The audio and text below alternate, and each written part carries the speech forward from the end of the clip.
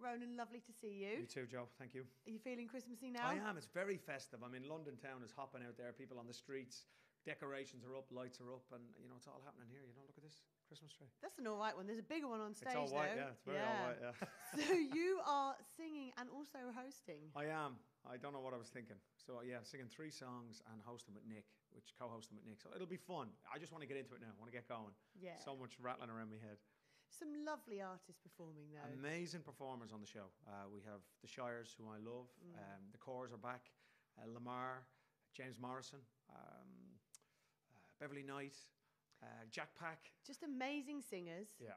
Everyone writes their own music, plays their own music, sings really well. Yeah. Is there going to be some sort of big jamming session backstage? It'd be nice if we could have wrapped something up, all of us together, a big Christmas song. But, you know, there's so much going on. We have this big house band. It's a much smaller stage than I thought, to be honest. We're actually, you know, there's a lot of people on stage. But the atmosphere is going to be brilliant. We've sold out the event, so it's going to be cool. And you're performing with the Shires? I am performing with the Shires, performing with Anastasia. She's here in the house also, just flown in from Rome. So we're doing a song, the Shires and I are doing a song, then I'm doing one of my own. Because you've written some of your new album with the Shires. Yeah, Ben and I wrote a couple of songs on the album. I'm a big fan of what they're doing, you know, and it's great to have a country band come out of the UK. And State Lines is an absolute smash. I love it. And you've also written with Greg Alexander, is that right? I've written, Greg and I wrote at the beginning of the year, but then the album's taken a turn over the last, 12 months pretty much. I've been writing this album, and a fella called Dan Healy and I, who's a guy who was on once with me, we've just kind of been sitting in my kitchen for the last 10 months writing this album, and it's taken a very different avenue. So it's very, guitar-based, voice and guitar, very simple.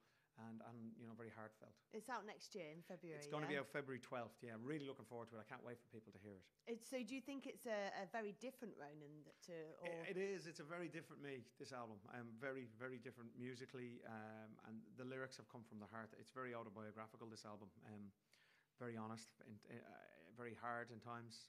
Some of the things I've felt I had to say. Yeah. So I'm looking forward for people to hear it. So is this the first time you've ever written so personally then? Yeah, very much so. And the whole album pretty much. Yeah. I've written it all, and it's a bit of a story, yeah. Does it feel cathartic? Do you feel better for having done it? Yeah, there's a lot I had to get off my chest, and putting it into a song has been a great way to deal with that.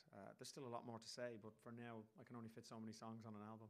I mean, every time I've chatted to you recently, it's been with Boyzone. So is it kind of a bit refreshing to kind of do it on your own again? Or? It is nice to have that control and just to literally take my time. There's no time constraints. There was no pressure.